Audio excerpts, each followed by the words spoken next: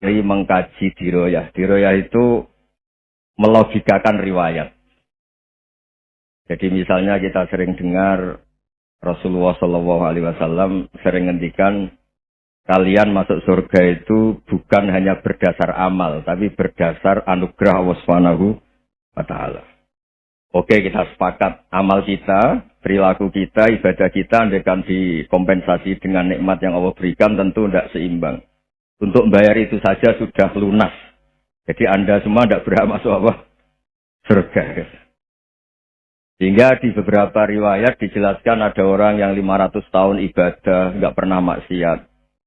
Ditanya sama Allah, kamu masuk surga karena apa? Karena ibadah saya ya Allah. Ya sudah, surga kamu 500 tahun saja, karena ibadah kamu 500 tahun. Ini cerita umur-umur orang dulu. Ya Allah katanya surga engkau ini selamanya. Ya kalau yang selamanya itu rahmatku, kalau amal kamu terbatas ya surganya sesuai amal kamu ya terbatas. Ya sudah ya Allah, berarti masuk saya surga saya ini karena fadl engkau, karena anugerah engkau. Itu namanya apa? Diroyah. Diroyah itu satu kajian analisis di mana kita percaya riwayat, tapi kemudian punya logika, punya diroyah. Ini penting supaya tauhid kita ini kuat. Jadi dulu ada orang yang sangat cerdas, namanya Jubair bin Mut'im. Dia saking cerdasnya, juga kaya, juga tokoh, dikirim sebagai delegasi pembebasan Asra Badrin, tawanan Badar. Kemudian pas datang ke Masjid Nabawi, Nabi delalah pas baca Wattur wa kitabim mastur. Sampai pada titik Nabi baca Am khuliqu min ghairi syai'in am humul khaliqun. Apakah penciptaan yang sedemikian canggih itu dimulai tanpa perwujudan, tanpa sesuatu yang real, yang maujud? Orang itu langsung bersimpuh, matur, ya Rasulullah saya Islam. Kada qalbi yatir, hampir hati saya, otak saya, pikiran saya itu terbang. Karena logika yang dibangun ateisme misalnya, kalau alam raya ini dimulai dari nihilisme, berarti logikanya apa? Al-adamu yakhluqu maujudan. Alam raya ini kan maujud. Maujud itu ada. Kalau yang lebih dulu itu ketiadaan, berarti ketiadaan menjadi sebab kewujudan. Kalau dalam bahasa Arab itu al-adamu yakhluqu maujudan. Sesuatu yang harusnya nggak jadi faktor karena ketiadaan, menjadi faktor sesuatu yang nyata. Itu kan nggak masuk akal. Ya, kalau alam raya ini ada al-adam sing yasbiku maujudan, berarti alam raya ini al-adamu yakhluqu maujudan, sesuatu yang tidak ada menciptakan yang ada. Dengan logika itu terus kita ngaji, diajari sama guru-guru kita, sifat dasar Allah itu maujud. Allahu maujudun qadimun. Nah, terus masuk. Yang harus distatuskan pertama dari Allah itu apa? Maujud, wujud. Karena dengan wujud ini layak menjadi penyebab adanya alam raya ini. Sehingga ketika kita menolak paham nihilisme atau ateisme, paham tanpa Tuhan, tanpa pencipta awal, kita punya diroyah. Bahwa tidak mungkin ketiadaan ini menjadi sebab perwujudan alam raya. Yaitu amkhuliku min ghairi syai'in. Masa alam raya ini diciptakan tanpa sebab yang nyata, yaitu wajibil wujud. Siapa itu? Allah Subhanahu. Begitu juga menyangkut sholawat. Orang boleh beda pendapat tentang redaksi sholawat. Ada yang sholli ala Muhammad, ala Sayyidina Muhammad, Nabi Muhammad. Monggo lah masalah redaksi saja. Tapi setelah dianalisis, Nabi itu Pak Rektor, jadi Nabi setelah Nabi Isa saking dihormatinya sampai dituhankan. Juga jadi Nabi yang ada cerita masih hangat, orang Yahudi itu bunuh Nabi. Jadi yang satu mendudukkan Nabi sedemikian tinggi sampai kayak Tuhan. Yang satu menjatuhkan Nabi sedemikian rendah sampai dibunuh. Kayak apa susahnya jadi Nabi Muhammad SAW. Kemudian dengan gampang, Hadaddin agama ini bikin syariat yang bernama sholawat. Redaksinya monggo lah sesuai tradisi masing-masing. Allahumma sholli ala Muhammad, Allahumma sholli ala Sayyidina Muhammad, ala Nabiyina Muhammad, monggo. Tapi yang jelas, redaksi ini kalau didiroyah dikaji. Allahumma itu Tuhan. Tuhan itu pemberi. Wa Muhammadun wa injalla qadruh abdun min ibadi. Muhammad apapun tinggi derajatnya tetap berstatus hamba. Sehingga agama ini terjaga oleh sihotus sholawat. Agama ini terjaga oleh redaksi sholawat. Yaitu Allah tetap pemberi sebagai Tuhan yang nggak tersaingi, la syarikalah. Rasulullah Muhammad wa injalla qadruh. Apapun prestasinya, bisa mi'raj, bisa apa saja, tetap seorang hamba yang butuh muhtajun ila rahmatih. Jika redaksi Allahumma sholli ala Muhammad ini mengukuhkan yang Tuhan tetap Tuhan, hamba pilihan tetap hamba pilihan. Tentu dengan redaksi ini kemudian kita mendudukkan Nabi benar-benar posisi terhormat. Yaitu orang yang paling berhak dapat askat tahiyat. Mendapat penghormatan Allah paling tinggi. Yaitu Rasulullah Muhammad SAW. Dan itu diulang-ulang oleh Allah. Subhanalladzi asra bi'abdi. Status hamba ini diulang. Lagi-lagi ini bernama diroyah. Bernama apa? Contoh ketiga misalnya fihi ayatum bayinatum maqamu Ibrahim. Dulu orang Yahudi itu ada diskusi masif. Syaratnya Nabi itu mbah-mbahnya harus Nabi. Harus keturunan Nabi. Kemudian semua Nabi rata-rata di Palestina, di Syam. Lalu Muhammadnya asal-usulnya dari mana? Tahu-tahu orang Arab kok Nabi. Padahal orang Arab itu dulu jahiliyah. Alhasil terus diceritakan. Bukti Muhammad ini turunan Ibrahim adalah ada jejak kaki Nabi Ibrahim di dekat apa?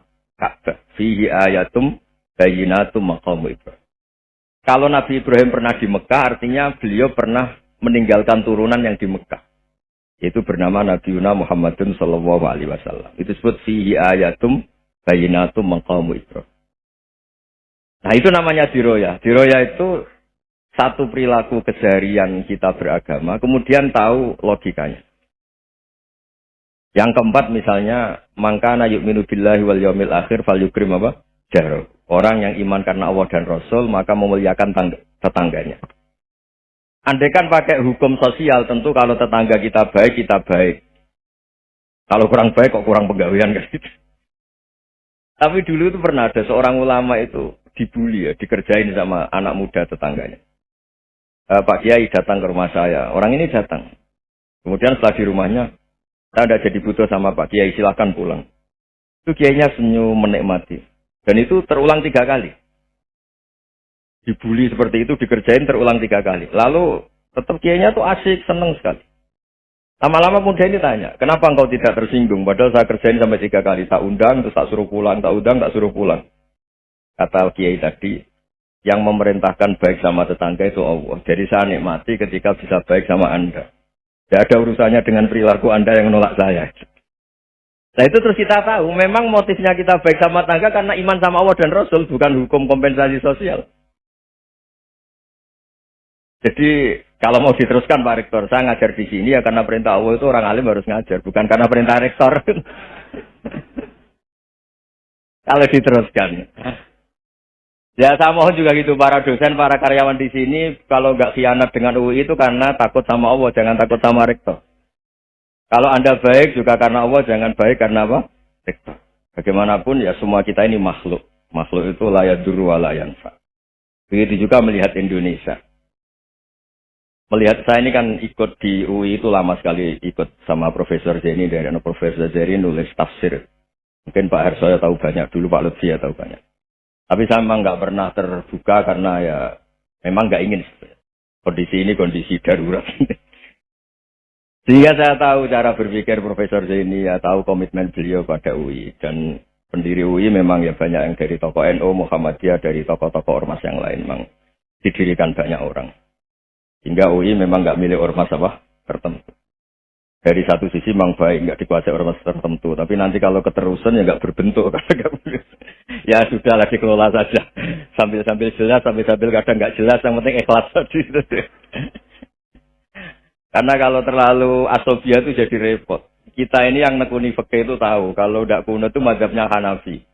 Kuno itu mazhabnya Syafi'i. Tahu-tahu seakan-akan Imam Syafi'i itu NU, Imam Abu Hanifah itu Muhammadiyah. Padahal ini orang-orang yang sebelum NU dan apa?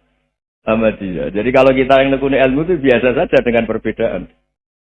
Tapi kalau orang-orang yang nggak siap dengan perbedaan itu sampai Allah disifati Ta'ala itu tidak terima.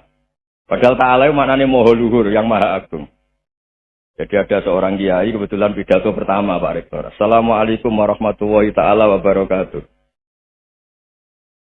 Ilmu balik kedua ini nggak terima karena itu dianggap bid'ah ada ta'ala. Hanya dia bilang assalamualaikum warahmatullahi taala wabarakatuh. Itu saking asobiahnya itu Allah ditambahi ta'ala itu tidak terima. Padahal ta'ala itu maknanya maha agung. Nah itu kan jadi repot kalau asobiah gitu. Kalau kita ngadepi perbedaan itu biasa saja. Karena kita mungkin bacanya banyak, lihat hal-hal seperti itu ya biasa. Karena dulu itu perbedaan itu urusan sudut pandang. Ya saya ulang lagi, perbedaan itu sudut. Allah yang Tuhan saja sering didebat sama nabi-nabinya. Karena urusan sudut pandang apa? Saya beri contoh ya. Suatu saat Khalilur Rahman Ibrahim itu saatnya meninggal sama Allah, Israel disuruh. Israel itu Ibrahim saatnya meninggal, ambil nyawanya. Setelah datang ke Ibrahim, ya Khalilur Rahman Ibrahim, saya disuruh nyapu nyawa Anda. Itu Israel dipaksa mikir sama Ibrahim. Hal ra'aita khalilan yumitu khalilah. Kamu tahu orang yang mencintai kemudian bunuh yang dicintai. Itu logika agak benar.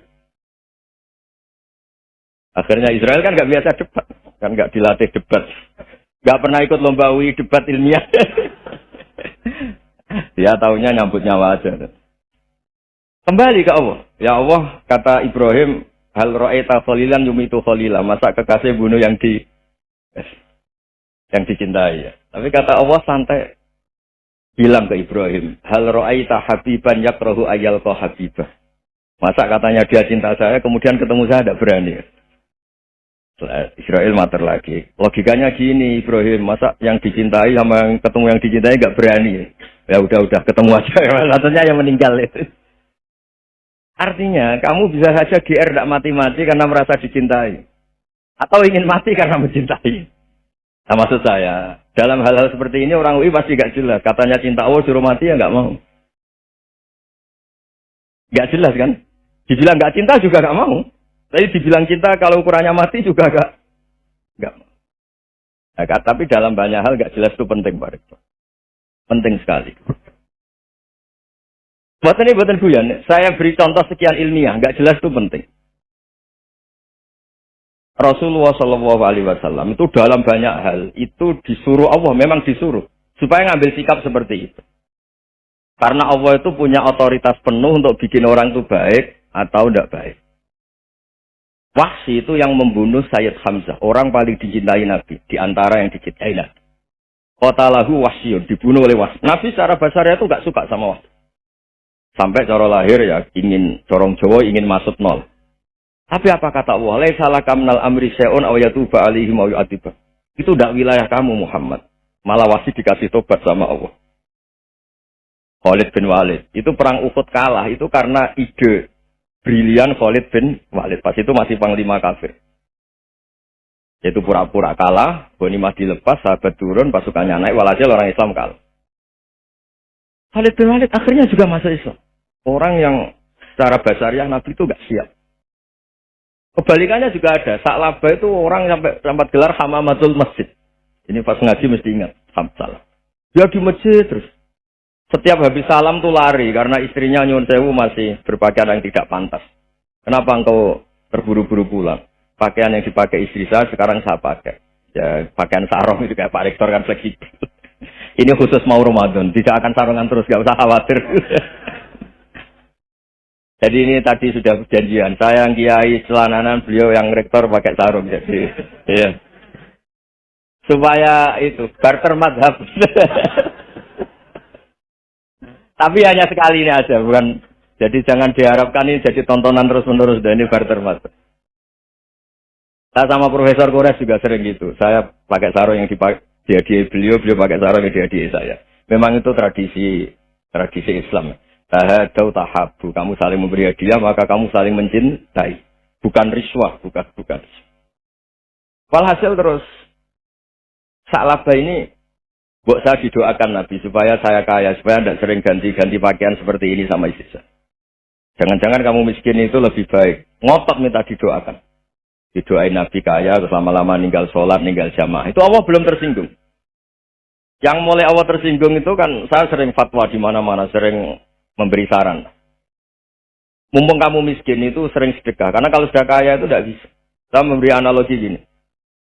Kalau saya masih santri miskin, punya uang 100.000, diminta guru saya 50 tak kasihkan. Padahal itu 50%. Punya 2 kambing kurus, diminta guru saya 1 pasti tak kasihkan. Padahal itu 50%. Jadi kalau punya sapi Brahman atau sapi limusin yang harganya itu 100 juta, punya 2, diminta 1 boleh enggak? Tidak boleh.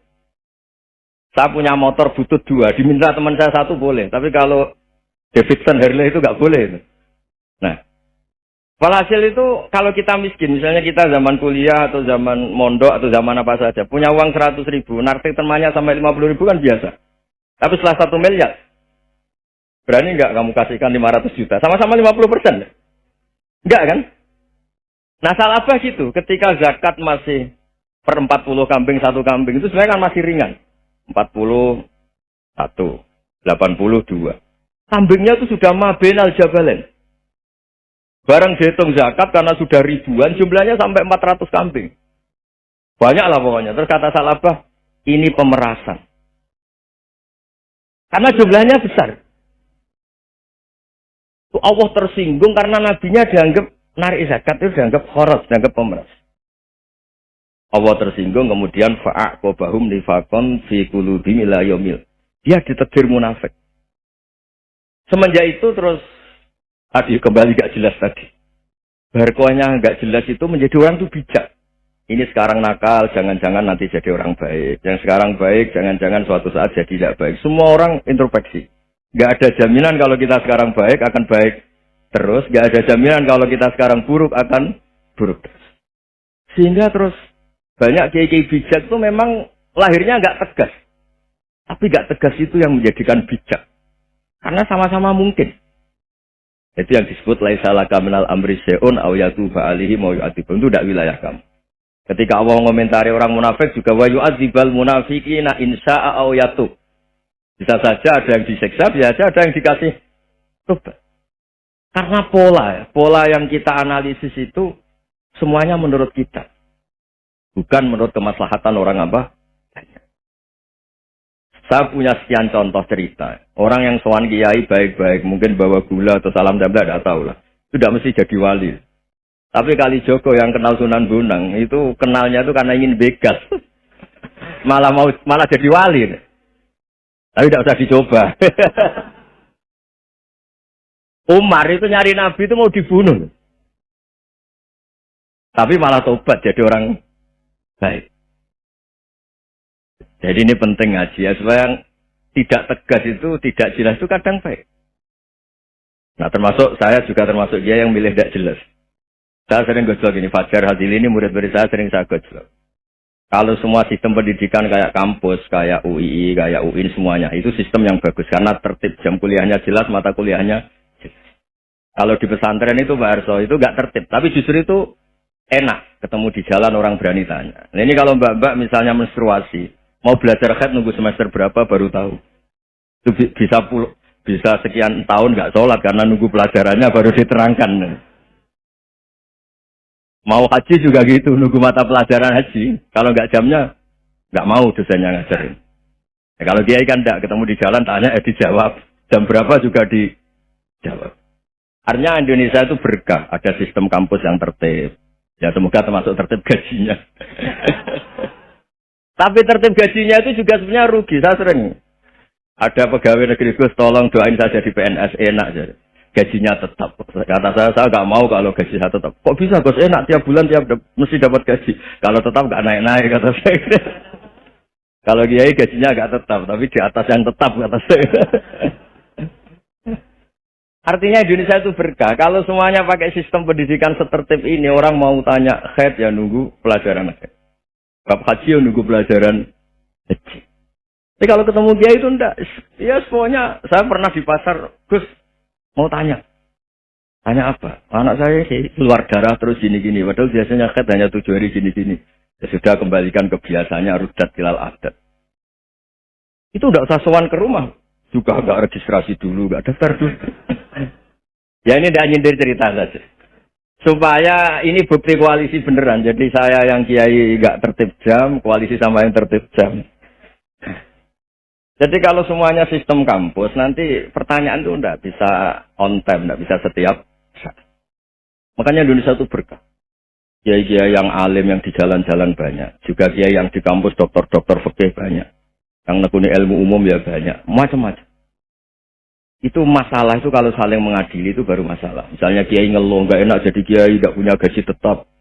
Yang dosen ngeluh, enggak dicium tangannya. Karena memang unik Indonesia itu. Kalau guru fikih kok dosen itu tetap enggak dicium tangannya. Karena pikirannya anak-anak itu sudah bayar suruh nyium.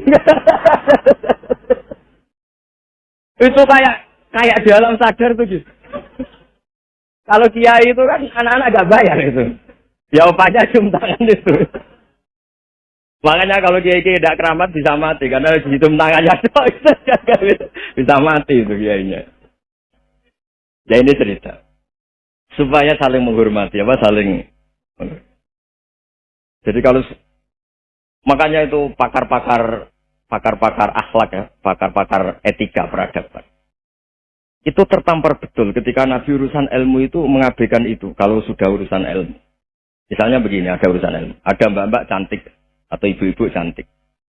Itu dalam Islam itu diajarkan jangan sopan-sopan banget. Kata Nabi. Karena kekuatan ilmu itu di atas kekuatan akhlak, di atas kekuatan adab.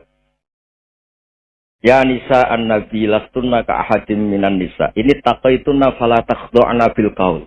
Fa yatma alladhi fi qalbihi marad. Misalnya ada babak cantik, menarik. Kemudian sopan misalnya sama Pak Fajar sama dosen-dosen. Monggo binara. Wah itu bahaya pikirannya kemana-mana. Orang yang imannya pas-pasan, berarti mau. Maksud saya kalau cantik, menarik ketemu di jalan, biarin aja dosennya mau kemana, biarin aja. Gak usah dihormatin. Kalau dihormatin, Pak mau kemana sadarian mau bisa bahaya ya. Tak biarin aja. Kalau tanya, Dek ini alamatnya mana? Cari sendiri Pak. Karena hanya dengan cara itu, si Pak dosen ini gak kepikiran. Gak ada orang suka, orang kedus itu gak akan. Tinggal sudah cantik, sopan. Wah bisa pikirannya macam-macam. Itu ilmu. Fala takhdu'na bil qaul. Kamu jangan terlalu lirih kalau ngomong. Fayat ma'alladzi fi qalbi maradun. Orang yang pikirannya masih kotor pasti berpikir yang negatif. Anda mungkin demi sopan sama dosen Anda. Tapi sejauh mana dosen Anda juga berpikir positif. Itu kan uji iman sama uji nyali. Nah, sama pejabat yang sopan sama kiai mungkin punya Alphard, punya Robicon, punya terus bawa uang banyak. Sama kiai cium tangan hormat. Jangan-jangan kiainya yang pikirannya macam-macam. Ini berarti bisa jadi muhibbin potensial misalnya. Nah, saya ini termasuk kiai yang pengagum ilmu. Sehingga saya sama orang yang medit, yang kikir sama saya itu saya senangnya bukan main. Kenapa? Karena kalau orang medit itu gak berhak nuntut. Tapi kalau orang lomo 1 juta minta surga, 2 juta ya minta apa? Surga. Gus, salam template. 200.000 aja kadang minta surga. Tapi kalau yang kikir-kikir ya sudah salaman tok sudah. Enggak minta apa-apa kan dia tahu diri enggak bayar kok minta. Maksud saya Islam itu luas, dinikmati saja, Pak. Dinikmati. Ya itu diroya, maksudnya itu diroya. Diroya itu kamu tahu aturan Islam itu kamu harus yakin khairihi wa syarrihi minallah. Semua itu ujian, tapi kemudian dikaji. Makanya saya ini termasuk pengagum Imam Syafi'i. Imam Syafi'i itu dikasih tahu. Ada orang yang di depan engkau cium tangan hormat tuh di luar ngomong-ngomong, ngata-ngatain Anda. Imam Syafi'i tertawa-tawa sewenang. Loh, Anda ini dikata-katain di luar kok. Kok tidak kamu anggap munafik malah tertawa. Berarti saya wibawa, di depan saya nggak berani. Dianggap enteng saja. Dibilangin, sebagian orang kampung sini nggak suka sama engkau. Baguslah, tidak akan pinjam uang sama saya. Di mana-mana orang pinjam minta tolong itu karena seneng. Kalau benci kan enggak. Intinya dianggap enteng saja. Yang terjadi di dunia itu semuanya dianggap enteng saja. Man asa ilaika faqat atlakoka. Yang berburuk sama kamu itu membebaskan kamu. Coba kalau akrab, titip. Ya misalnya akrab sama Pak Fajar. Bilangkan ke Pak Rektor, sangkap tuh jadi guru tetap atau apa kan ribet. Kalau tidak cocok kan nggak minta apa. Makanya hati-hati Pak Rektor sama yang akrab-akrab itu. Itu dulu saya juga nggak paham. Di antara wasiat Bapak yang sering diulang-ulang tuh itu. Suatu saat kamu jadi kiai, ngelola orang nggak seneng tuh gampang. Sudah, situ orang lain. Tapi kalau ngelola orang nggak orang seneng tuh repot. Mintanya aneh-aneh. 100.000 aja minta surga. Hanya teman tenis saja minta naik jabatan. Intinya itu ya sudahlah dikelola. Yang seneng ya berkah, mungkin teman berjuang, teman diskusi. Yang nggak seneng ya berkah, karena ini tidak minta macam-macam, enggak seneng. Nah itu namanya jiroya. Jiroya itu satu kajian keilmuan yang menjadikan kita ini nyaman dengan riwayat-riwayat, panduan-panduan dari Rasulullah Shallallahu Alaihi Wasallam kayak tadi. Kenapa sih tentang baik sama tetangga, baik sama tamu? Hitung-hitungannya itu mangkana yu'minu billahi wal yaumil. Saya pernah dicium sama orang miskin yang akut, miskin betul. Itu tak ajarin, Anda ini lebih hebat ketimbang orang-orang kaya. Misalnya gini, misalnya ada komunitas rektor atau kiai besar. Saya ini kata orang banyak termasuk kiai besar. Mungkin kalau pinjam uang itu karena mau beli mobil, aksesoris mobil, karena kita kiai tok, atau rektor, atau orang-orang tok. Kalau sesama orang miskin itu pinjem-pinjemannya itu urusan beras, itu urusan nyawa. Tren mana? Menyelamatkan nyawa sama aksesoris mobil. Nyawa. Jadi pahala kamu pasti lebih besar. Itu senangnya jadi orang miskin terus keterusan sampai sekarang. Itu. Lo coba kalau menteri sama menteri, rektor sama rektor, kira-kira pinjamannya apa Pak Arso? Kan kalau mau beli mobil atau mau umroh VIP, pokoknya yang keren-keren. Kalau orang miskin pinjam kan apa? Makan kan? Beras kan? Makanya kalau yang sedang miskin monggo lah, kalau ingin terus. Kata itu. Maksud saya, Islam itu seenak itu. Islam itu segampang itu. Sudahlah yang sedang miskin, ya keren. Karena sekali sosial itu urusannya apa? Nyawa. Tapi kalau miskin semua, ya Indonesia bisa tutup kan. Ya sudah, yang kaya-kaya itu, saya mengatakan Indonesia karena bayar pajak. Yang menjadikan Indonesia berjalan. Tapi ya dipakai yang benar. Nah, begitu seterusnya. Ada kiai miskin cerita ke kita. Terus enak jenengan alim, terus punya santri banyak, bisa ngajar di mana-mana. Saya bilang, hebat kamu. Dia hidup di daerah tertinggal. Itu yang diajarkan kan hanya tauhid. Kan nggak mungkin desa tertinggal baca fikih perbandingan mazhab. Kan nggak mungkin. Kalau angka-angka Pak Fajar, Pak Sajali kan nggak mungkin. Fikih perbandingan apa? Mazhab. Menyorot mazhab dunia hukum. Gaya angka-angka itu kan nggak mungkin. Tapi pertanyaannya, yang menyelamatkan masuk surga itu tauhid apa perbandingan mazhab? Tauhid. Ini hanya mengajarkan fardu kifayah sunat-sunat. Ini Anda mengajarkan fardu ain. Surganya dulu kamu. Oh terus senangnya jadi kayak gitu. Karena yang diajarkan apa? Tauhid. Sementara kita yang gaya-gaya ini. Ajarkan perbandingan apa? Ada studi banding ke Al-Azhar kemana-mana. Ini enggak. Tauhid. Dari orang nyembah pohon jadi nyembah Allah Ta'ala. Keren enggak? Keren. Jadi terus itu sama saya senangnya bukan karena tak bilang. Tapi ada yang agak kurang ajar tanya saya. Kalau itu hebat kenapa Gus gak mau jadi kayak gitu? Waduh. Wah ya repot kalau pertanyaan. Terus tak jawab, kalau saya jadi kayak gitu, kamu ngangsu ilmu dari mana coba? Ya dari jenengan ya, kalau sama gobloknya gak bisa. Ya sudah Gus aja jadi kayak besar. Maksud saya, ya sudahlah kita begini seperti yang saya ajarkan di sini, saya sarankan supaya orang itu tahu. Ini namanya diroyah, apa? Makanya kata Imam Ghazali itu kalau kamu ingin sopan gampang melihat anak kecil, wa aqallu minni dzamban, dia dosanya lebih kecil. Karena masih kecil kan, tentu secara dosa enggak banyak. Kalau melihat orang yang tua, wa aktsaru minni ibadatan, dia tentu ibadahnya lebih banyak karena umurnya lebih banyak. Sehingga terus semua orang lain tuh di depan kita itu hebat. Ya semua orang lain sama, misalnya Pak ini rektor, apa Fathul Wahid rektor, tanggung jawabnya lebih banyak, berarti pahalanya lebih banyak. Tapi sama, ketika melihat Nyon Sewu, melihat pegawainya yang secara lahir di bawahnya, ini tanggung jawabnya nggak banyak, pasti salahnya juga enggak. Itu yang diajarkan Rasulullah Shallallahu Alaihi Wasallam, sehingga enak. Tapi kalau kita melihat orang lain selalu salahnya, itu pecundang.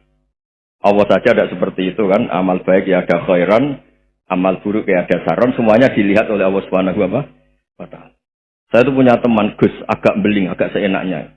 Dulu miskin. Wah itu seenaknya betul. Kayak kenal Tuhan. Tak tanya. Kenapa kamu seenaknya? 1 bulan tuh labanya bisa 200 juta sampai 500 sampai 1 miliar. Saya itu, Gus, setelah duha itu perkembangannya bagus. Setelah duha itu. Saya pernah miskin kan kata apa? Ingkana rezeki sama wa ingkana qalilan ya kalau fisama fa'anzilu terus wa ingkana qalilan fakasirhu kalau sedikit perbanyak. Ini trennya sudah benar semua. Nah, wa ingkana apa? Ya, haraman fatahirru. Kalau haram yang kau sucikan. Makanya saya seenaknya. Kalau qalilan sudah fakasiru, paling trennya yang enggak benar juga fatahirru. Kata Mas. Dia yakin kalau yang enggak benar-benar sudah disucikan Allah. Karena yang lain-lain sudah. Dari miskin sudah kaya. Qalilan sudah fakasiru. Paling yang haraman juga sudah fatahirru. Gitu. Tak tanya. Lah kamu kok tahu? Polanya sudah ada, Gus. Karena sang qalilan. Kamu sembrono sama Tuhan kok begitu kan? Tapi apapun itu seneng saya. Seneng saya sering salah teh. Makanya saya mohon yang sekarang miskin sedang miskin itu ya tidak usah nyesal banget-banget. Kalau ingin kaya monggo lah. Namanya orang juga ingin. Ya, tapi Anda harus bangga. Sosial antar kalian adalah urusan nyawa dan itu pahalanya luar biasa. Supaya kita, nah yang kaya-kaya juga boleh GR lah karena pembayar pajak. Dan itu bisa menyelamatkan apa? Indonesia Raya. Begitu seterusnya. Itu yang diajarkan Nabi, antawadhu hatta la yabghiya ahadun ala ahadin. Kamu semua harus tawadhu sehingga antar kalian tidak saling tidak sopan, tidak saling liar, tidak saling mendolimi. Termasuk tadi sikap gak jelas tadi. Orang dolim yang sekarang dolim bisa saja tobat, yang sekarang soleh bisa saja nanti. Semuanya itu mungkin. Kita diajari ya muqallibal qulub tsabbit qalbi ala dini. Jadi keliru kalau kita dalam banyak harus tegas, nggak mesti. Al halalu bayyinun wal haramu bayyinun. Tapi ada wa bainahuma umurun mustabihat. Ada yang wilayahnya itu abu-abu. Misalnya ada perempuan cantik misalnya, contoh paling gampang. Kalau kamu ajari secara serius, kamu bisa saja tergoda jadi fitnah. Jadi kalau orang soleh nggak berani ngajarin, kemudian digunakan orang fasik, malah menjadi orang nakal, kita juga tanggung jawab. Kamu mau tegas gimana? Wilayahnya sama-sama mungkin. Wilayahnya sama-sama mungkin. Yang dekat pejabat mungkin terkontaminasi KKN. Tapi kalau pejabat gak dekati orang soleh, punya perilaku yang gak soleh, yang repot juga Indonesia kan. Nah hal-hal seperti itu kita tidak perlu ngambil sikap. Maksudnya gak usah ngambil sikap, ya kita buktikan kalau milih satu madzhab, kita buktikan semuanya lebih baik, semuanya lebih bermanfaat, semuanya lebih berperadaban. Karena gak bisa dihindari wabena humai. Termasuk nyuwun sewu, saya mohon maaf sama mulai Pak Harso, Pak Lutfi sampai Pak Fathul Wahid. Saya ini termasuk kiai yang gak suka dekat sama orang-orang top. Bukan karena hasud. Memang konstitusi kiai harus gitu. La tamud dan na'inaika. Kenal orang lebih tinggi itu kan resiko. Misalnya saya kiai desa. Mungkin punya keri tua sudah seneng. Punya kijang tua sudah seneng. Gara-gara kenal Pak Wagid naik Kempri. Waduh kok saya kalah itu. Kenal orang itu kan resiko. Mungkin dosen-dosen sini kalau kenal saya di Rembang juga resiko. Di sini gak ada cium tangan melihat saya dosen luah. Gak enak jadi dosen. Jadi memang harus dibatasin. Sekiranya mungkin orang terus karena latamud dan nanwa ainaika ilah kamu jangan sering melihat orang lain yang mungkin secara lahir dapat nikmat yang lebih tinggi dibanding Anda. Kalau kamu nggak bisa ngelola hati Anda bisa hasut, Anda bisa dengki. Paling tidak Anda bisa ada syukur. Saya itu sering didolani pejabat. Juga sering melihat pejabat di TV. Naik mobil aja ada yang naikkan. Bahkan kalau wudhu itu anduk aja ada yang bawa. Itu kalau yang nggak kuat, wih naik jadi pejabat. Ya makanya terus konstitusi kiai itu mengatur sudahlah mata kamu itu kamu batasin. Jangan melihat sesuatu yang potensi ya, potensi menjadikan Anda tidak syukur. Jadi saya mohon ini memang konstitusi saya sebagai kiai dari saya, tapi di hati saya tetap akrab. Saya doakan semua untuk UI, untuk semua orang Indonesia kita doakan. Kita ingin semuanya tambah baik, tambah. Ya, mohon. Assalamualaikum warahmatullahi wabarakatuh.